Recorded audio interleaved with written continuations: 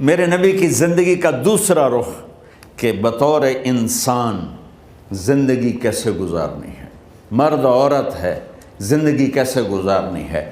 پہلا رشتہ جو قائم ہوا دنیا میں وہ ہے خامد اور بیوی، حضرت آدم اور حوا کا نکاح ہوا۔ اللہ تعالیٰ نے عورت کو کمزور بنایا تو پہلے دن سے اس کو عزت اور احترام دیا تاکہ ساری زندگی اس کمزوری سے ناجائز فائدہ نہ اٹھایا جائے بلکہ اس کو عزت دی جائے۔ کہ آدم علیہ السلام کے لیے مٹی اکٹھی کی، پانی ڈالا، گوندھا اور ایک اسٹیچو بنایا اور ڈال دیا۔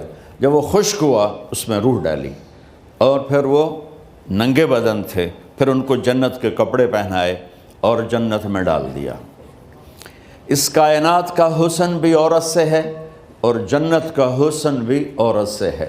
حضرت آدم علیہ السلام جنت میں، لیکن بابے جی دا دل ہی نہیں لگتا، کلے کلے ہی ٹرے پھر دیں۔ اب اللہ نے عورت کو بنانے کا ارادہ کیا تو اللہ ایک ڈھیر مٹی کا اکٹھا کر کے عورت کے لیے بھی بنا دیتا اور اس کا اسٹیچو بنا دیتا اور اس کو خشک ہونے دیتا، پھر اس میں روح ڈالتا، پھر اس کو کپڑے پہناتا۔ آپ حیران ہوں گے، سبحان اللہ، اللہ نے ایسا نہیں کیا۔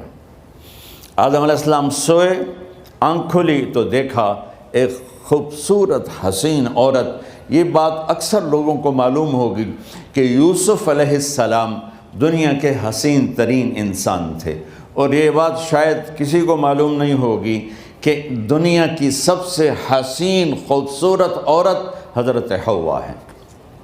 حوا جن پر بڑھاپا آیا ہی نہیں، 1000 سال کے قریب زندگی گزاری، بڑھاپا نہیں آیا۔ حضرت آدم اور حوا قریب قریب عمر تھی۔ حضرت آدم کی عمر تو کتابوں میں مل جاتی ہے 1000 برس، لیکن حضرت حوا کی عمر کتنی تھی یہ کہیں پڑھنے کو ملا نہیں، اس لیے میں اندازہ کرتا ہوں کہ قریب قریب ہوگی۔ بڑھاپا نہیں آیا، بیماری نہیں آئی۔ اور حضرت حوا کو مینسز بھی نہیں آتے تھے۔ یہ عجیب بات آپ کو بتاؤں، اللہ نے اتنا جنت کا ان کے اندر نمونہ رکھا۔ تو جب حضرت آدم کی آنکھ کھلی تو دیکھا ایک حسن کا پیکر، انہوں تو جنت ہی بھول گئی۔ کہنے لگے یا اللہ ہن دل ٹھریا جا کے، یا اللہ کون ہے؟ کہ تیری بیگم۔ کہ واہ جی واہ، موجاں ہی موجاں۔ تو اللہ تعالیٰ نے نکاح پڑھایا۔ سبحان اللہ، اپنے نبی کی شان دوبارہ سنو۔ تو اللہ نے کہا آدم اپنی بیگم کا مہر ادا کرو۔ تو وہ پوچھنے لگے کیا مہر ہے؟ دیکھو ایک بات سنو، مہر کسی کی بیٹی کی قیمت نہیں ہوتی۔ $1 ہو یا $1 ٹریلین ہو، بیٹی کی کوئی قیمت نہیں ہوتی۔ یہ ایک نشان ہے کہ اس بچی پر اب یہ جو خامد ہے وہ موت تک خرچہ اس کے ذمہ ہے، بیوی کے ذمہ خرچہ نہیں ہے۔ خامد کما کے لائے گا اور اپنی بیگم کو کھلائے گا، اور بیوی گھر کی ذمہ داری نبھائے گی۔ تو خیر وہ الگ بات چلی جائے گی۔ اللہ تعالیٰ نے کہا کہ مہر ادا کرو۔ کہا جی کیا مہر ہے؟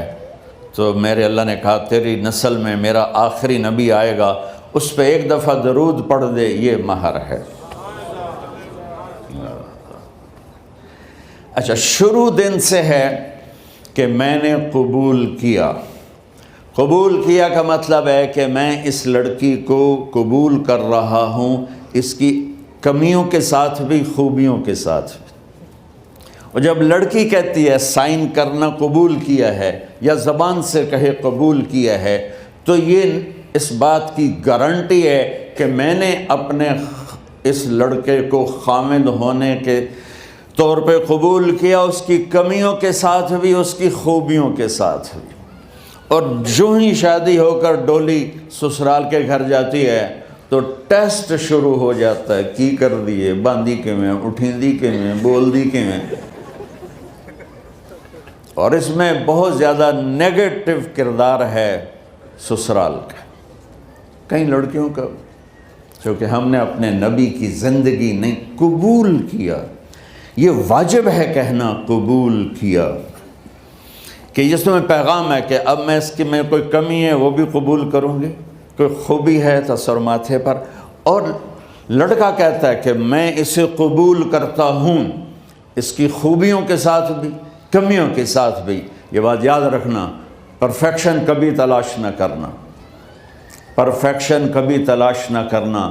اللہ نے 100 نمبر نہیں مانگے، 51، ایک نمبر اوپر ہو گیا۔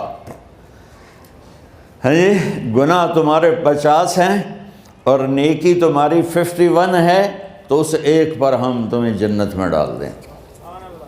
اب کوئی خامند اپنی بیوی میں پرفیکشن دیکھنا چاہے، بیوی اپنے خامند میں پرفیکشن دیکھنا چاہے، ساس سسر اپنی بہو میں، ساس سسر اپنے داماد میں، بھائی اپنے بھائی میں، ماں باپ اپنی اولاد میں، اولاد اپنے ماں باپ میں، جہاں یہ نظر ہوگی تو وہاں لڑائی ہوگی۔ کمیوں کے ساتھ قبول کرو۔ قبول کا لفظ اتنا واجب ہے، تو ڈر تو پھر بہ گئی تھی نا۔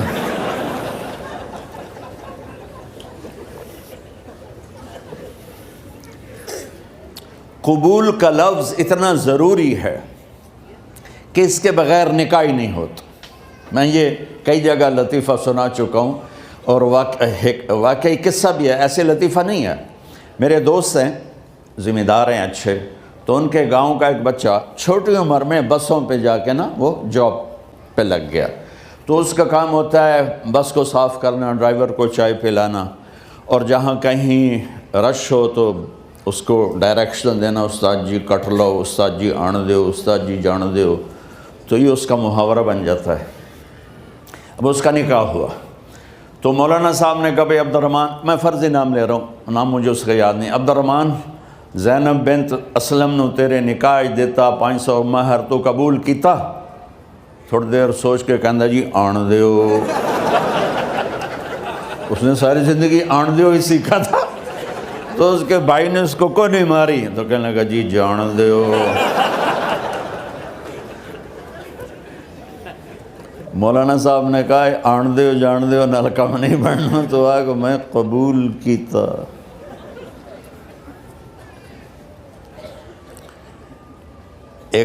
یہ بھی صحیح واقعہ سنا رہا ہوں۔ ایک نوجوان نے بیوی کو 3 طلاق دے دی کٹھی، اب ہو گیا پریشان، مولانا صاحب کے پاس گیا، کوئی میرے جیسا ہوگا۔ مولانا صاحب 3 طلاق دے بیٹھا، کوئی مسئلہ کا حرام؟ کہا جی کوئی رستہ حرام، کوئی گنجائش حرام۔ اس نے جیب سے موٹا سا لفافہ نکالا اور مولانا کے جا نماز کے نیچے ڈال دیا کہ مولانا صاحب کوئی گنجائش؟ کہ ہن تو سوچنا ہی پوے۔ کی آکھیا ہی تو اپنی بیگم نو؟ اس آکھیا جی میں آکھیا ہی 3 طلاق۔ اس آکھیا مبارک ہوئے طلاق نہیں ہوئی۔ میں آکھیا جی او کی میں؟ آکھیا او جڑا یہ طلاق ہے عربی دا لفظ، اس سے چاکھنا پمدا ہے طلاق۔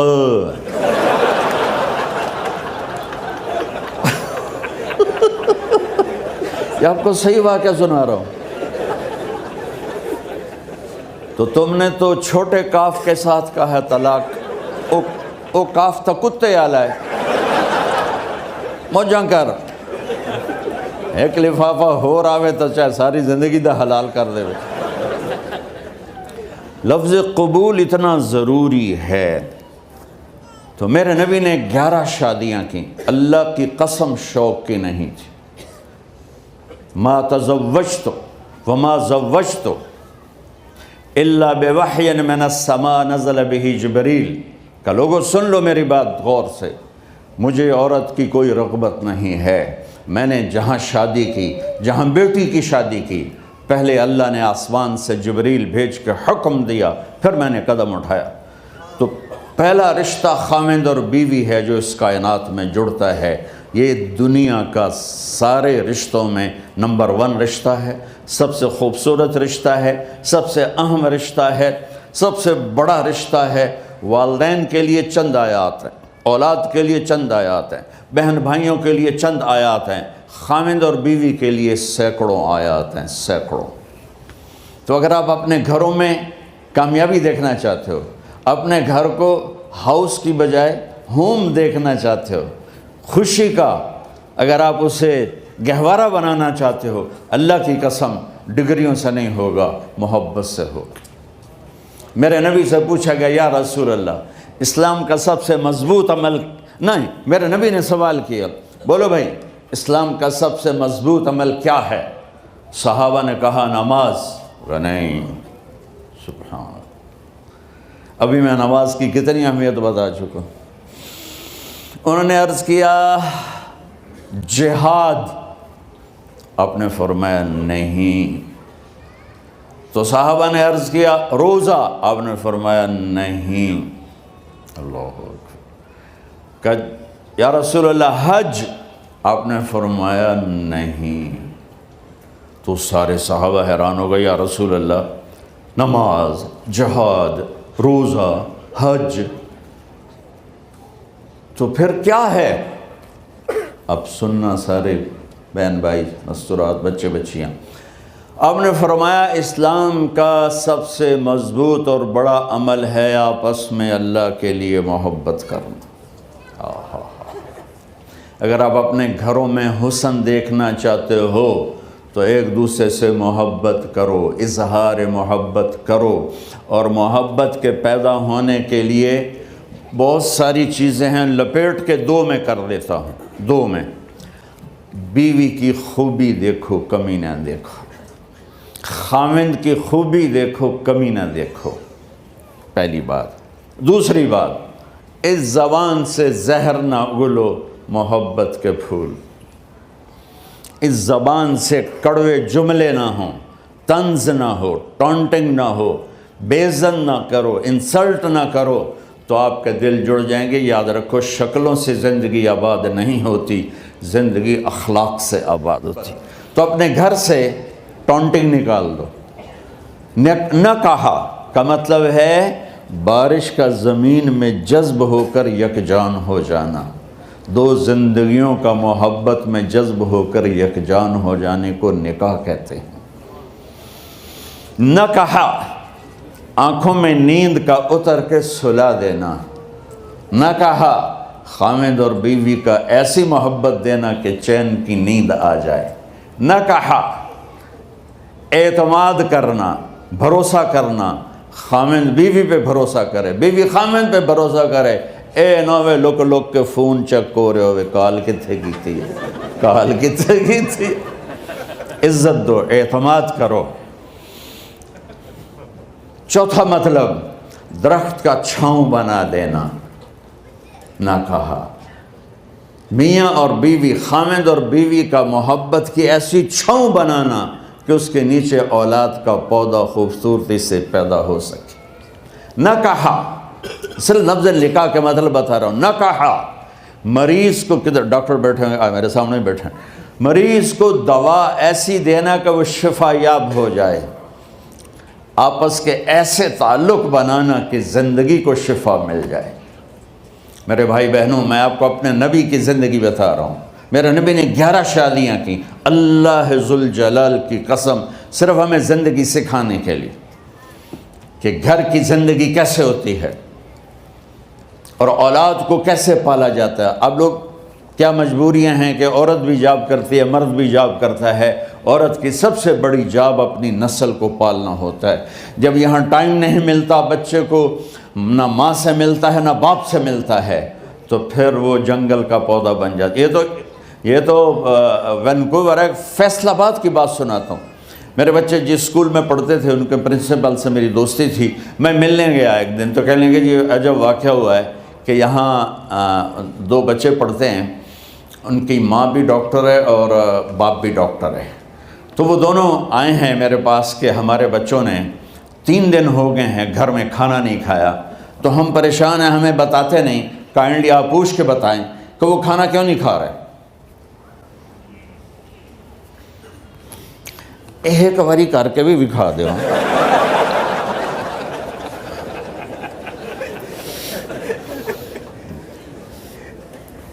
ہمارا دین اتنا خشک نہیں، ہمارے مولوی صاحبان نے زیادہ خشک بنا دیا. تو انہوں نے دونوں بچوں کو بلایا. سننا، سارے فیملیز بیٹھے ہو جہاں میں فیملی کی زندگی کو فوکس کر کے نبی سے جوڑ کے بتا رہا ہوں، طارق جمیل کے تجربے نہیں بتا رہا. دونوں بچوں کو بلایا. بیٹا آپ کھانا کیوں نہیں کھا رہے؟ کہا جی ہم اپنے ممی اور بابا کے سامنے نہیں بتائیں گے. تو انہوں نے دونوں کو باہر بٹھا دیا. پھر پوچھا اب بتاؤ کیا مسئلہ ہے؟ ان کا سر ہم صبح جب ناشتہ کرتے ہیں تو ہمارے ممی ڈیڈی سو رہے ہوتے ہیں، ہماری ان سے ملاقات نہیں ہوتی. جب ہم اسکول سے واپس آتے ہیں تو ممی ڈیڈی اپنے میڈیکل کالج میں ہوتے ہیں، ہاسپٹل میں ہوتے ہیں، تو ہمیں ان کو دیکھنے کا موقع نہیں ملتا. شام کو جب ہم کھانا کھاتے ہیں تو یہ دونوں اپنے پرائیویٹ کلینک میں ہوتے ہیں، تو ہم ان کو دیکھ نہیں پاتے. پورا ہفتہ گزر جاتا ہے، ہمیں ماں باپ کی شکل نظر نہیں آتی. تو ہم نے اسٹرائک کی ہے کہ ایسے ماں باپ کی روٹی کیا کھانی جو اپنی شکل بھی نہ دکھا سکیں. تو اس لیے ہم نے کہا ہم نے بائیکاٹ کیا ہے، گھر میں نہیں کھانا ہے. تو ایسی لائف مت بناؤ. یہاں ایک بہت بڑا چکر شیطان دیتا ہے، بڑی گاڑی لے لو، $100 کی قسط تو ہے، اور بڑا گھر لے لو، $200 یا $100 کی قسط تو ہے. پھر میاں بھی کام کرے، بیوی بھی کام کرے، جو کہ بڑا گھر باقی رہے، تو خوشیاں تو مٹ گئیں. جو ڈبل جاب کرے گا، پھر ڈبل جاب کرتے ہیں. ڈبل جاب کرنے والا بیچارہ تھکا ہوا ذہن لے کے آتا ہے، وہ کیسے ٹائم دے گا اپنے بچوں کو خوشی کے ساتھ؟ جو ماں جاب کر کے آئے گی پھر کھانا پکائے گی، وہ جب اتنی تھک جائے گی تو اپنے بچوں کو کھلا ٹائم کیسے دے سکے گی؟ پوری کائنات کی ذمہ داری تھی میرے نبی کے سر پر، اور آپ اس کے باوجود روزانہ حسن حسین کے لیے وقت نکالتے تھے. اور انہوں کو آ کر کوئی لیکچر نہیں. دیکھو ماں باپ سے ایک بات کرتا ہوں، لیکچر تھوڑا دو، محبت زیادہ کرو. یہ نہ کرو، یہ کیوں کیا، یہ کرو، یہ کرو، یہ چھوڑ کر صرف سینے سے لگاؤ، پھر محبت دو. کمیوں سمیت بچوں کو قبول کرو، ان کی زندگی تبدیل ہو جائے گی. اتنے بڑے نبی، اتنی بڑی ذمہ داری، اور اتنا درد سینے میں کہ آپ کے سینے سے ایسے ابلنے کی آواز آتی تھی جیسے ہانڈی ابلتی ہے. اس کے باوجود آپ روزانہ کہتے این اللقا، میرے شرارتی بچے کدھر ہیں؟ تو وہ بھاگے بھاگے آتے. دیکھو میں فزیکل کر کے بتاؤں گا تاکہ آپ کو پتہ چلے زندگی کیسے گزاری. کہ میرے شرارتی بچے کدھر ہیں؟ 7 بر اعظم کی ذمہ داری ہے. اور تھوڑی چھوٹیاں جابن تو تسی کہتے ہو بزی بڑے ہیں. میرے نبی پہ 7 بر اعظم کے انسانوں کی ذمہ داری ہے، اور آخری آنے والے انسان تک کی ذمہ داری ہے. اس سے بڑی جاب کس کی ہوگی کائنات میں؟ اور پھر آپ روزانہ آتے ہیں این اللقا، میرے شرارتی بچے کدھر ہیں؟ تو حسن حسین بھاگے بھاگے آتے. آپ ان کے لیے یوں ہو جاتے تھے، آؤ بھائی میری کمر پہ چڑھ جاؤ. اپنے نبی کی عظمت کو جانو کہ انہوں نے زندگی کیسے سکھائی. چاند کے 2 ٹکڑے کر دینا کوئی معمولی بات ہے، آسمان چیر کے چلے جانا معمولی بات ہے، ایک زندگی سکھا کے جانا سب سے بڑی بات ہے. کتنی اولادیں برباد ہو گئیں ماں باپ کی وجہ سے، کتنے گھر اجڑ گئے ساس سسر کی وجہ سے، کتنے گھر اجڑ گئے لڑکی کے بدتمیز ہونے کی وجہ سے، کتنے گھر اجڑ گئے لڑکے کے شرابی اور باہر کی گندگی کی وجہ سے. زندگی سیکھو. یہ اتنے بڑے نبی ہو کر آپ یوں ہو رہے ہیں جیسے میں نے آپ کو کر کے دکھایا. دونوں کو اوپر بٹھا لیتے اور کمرے میں چکر لگاتے تھے، پھر یوں کر کے پوچھتے تمہارا اونٹ کیسا ہے؟ پھر دونوں کو اتار دیتے اور اپنی نواسی زینب، جن کو حضرت علی کی وراثت ملی، کس کی؟ علم کی، فصاحت اور بلاغت کی، ان کو کمر پہ بٹھا لیتے اور اکیلی زینب کو پورے گھر میں چکر لگواتے تھے۔ اور بھی دکھ ہیں زمانے میں محبت کے سوا، راحتیں اور بھی ہیں وصل کی راحت کے سوا، کیا صرف کمانا ہی کام ہے؟ ادھار کی زندگی سے بچو، خوش و خرم رہو، اس کو قسط دینی ہے، یہ قسط دینی ہے، یہ قسط دینی ہے، یہ دینی ہے، سر میں درد نہیں ہوگا تو اور کیا ہوگا؟ تو آپ اتنے بڑے عظیم ہو کر وقت نکال رہے ہیں، اور حضرت ابو ہریرہ فرماتے ہیں میری آنکھوں نے دیکھنا سارے کہ آپ نے کبھی حسن کبھی حسین یہاں جیسے مائیں کرتی ہیں ادھر کھڑا کیا ہوا ہے اور جھولا جھولا رہے ہیں ایسے، اور ان کے دونوں ہاتھ پکڑ کر کہہ رہے ہیں آ جاؤ اوپر، آ جاؤ اوپر، آ جاؤ، آگے پہاڑی ہے، اوپر آ جاؤ، آگے پہاڑی ہے۔ تو ایسے ایسے آتے اور اوپر آؤ، وہ یہاں آ جاتے، آگے آؤ، وہ یہاں آ جاتے، آگے آؤ، وہ یہاں آ جاتے، تو پھر آپ یوں ہو جاتے، آگے آؤ، تو چڑھتے چڑھتے یہاں آ جاتے، یہاں وہ یہاں آ جاتے، تو آپ ان کے ہاتھ فکس کر کے آگے بڑھ کر ان کے ہونٹوں کا بوسہ لیتے اور کہتے یا اللہ میں ان سے پیار کرتا ہوں، تو بھی ان سے پیار فرما۔ بھائیو اللہ کی قسم، پیسے سونے چاندی سے زندگی میں خوبصورتی نہیں آتی، نبی کی غلامی سے زندگی میں خوبصورتی آتی ہے۔ اتنے بڑے نبی ہیں اور حضرت عائشہ سے کہہ رہے ہیں دوڑ لگائیں۔ یہاں کسی مولانا سے پوچھو اپنی بیوی سے کبھی کہا اس نے کہ دوڑ لگائیں؟ الٹا سوٹا لے آتے کھلو جائے گا۔ عائشہ دوڑ لگائیں، اور واپسی کہاں سے ہو رہی ہے؟ دوڑ کہاں لگ رہی؟ جہاد کے سفر سے واپسی ہو رہی، اور آپ نے اپنے صحابہ سے کہا سب آگے چلے جاؤ۔ جب سارے آگے چلے گئے اور کوئی نظر نہیں آ رہا تو آپ نے کہا عائشہ آؤ دوڑ لگائیں۔ تو حضرت عائشہ کہتی ہم نے دوڑ لگائی تو میں آگے نکل گئی لیکن ابھی پیچھے رہ گئے۔ کچھ سال گزرے تو پھر ہم سفر سے واپس آ رہے تھے تو آپ نے صحابہ سے فرمایا سب آگے چلے جاؤ، چلے گئے۔ آپ نے کہا عائشہ دوڑ لگائیں؟ ہم کہا جی لگائیں۔ کون دنوں میں ذرا موٹی ہو گئی تھی تو پھر اللہ کے نبی آگے نکل گئے، میں پیچھے رہ گئی۔ تو آپ نے کہا عائشہ ہذہ بتلک، آج تو اور میں